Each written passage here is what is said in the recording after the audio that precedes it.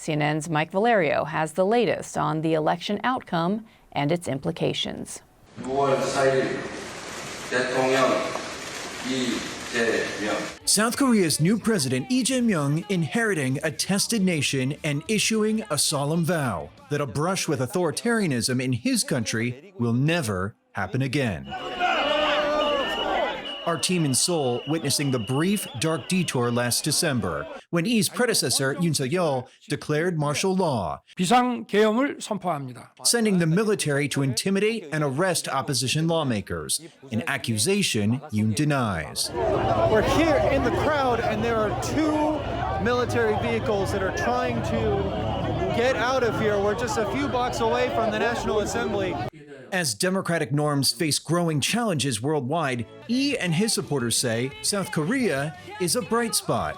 Members of South Korea's parliament literally fighting back, blocking troops from entering the National Assembly. Lee himself live streaming as he evaded the military, hopping a fence into parliament, and later voting with others to cancel martial law. It was a huge miscalculation for Yoon. Within 6 months, he was impeached, removed, and a new president elected. It is time to replace hatred and confrontation with coexistence, reconciliation, and solidarity. Lee won with 49% of the vote, in part propelled by women. Major protests against Yoon's martial law saw huge numbers of women join. And Professor Jo Ki-kyung helps us understand why.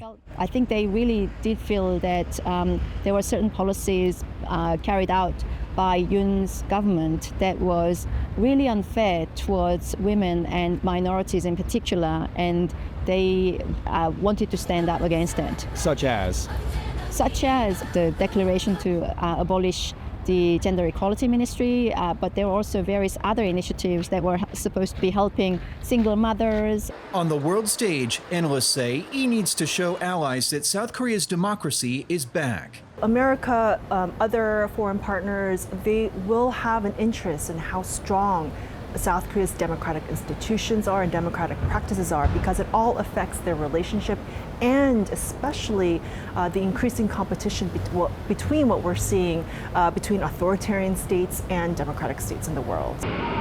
Lee will also need to avoid trade war fire and fury from U.S. President Donald Trump. It'll be up to Lee to decide what South Korea accepts as a Trump trade deal with the country's tech titans and auto giants especially vulnerable to tariffs.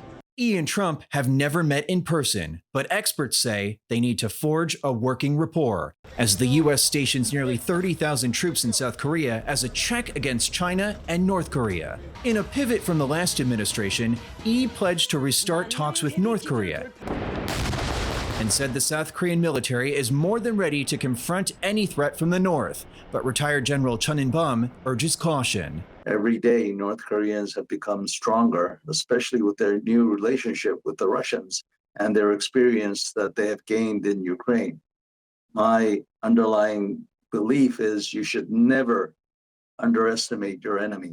For now, South Korea is back from the brink. Lee charged with forging a new chapter, resolve and a reset after martial law.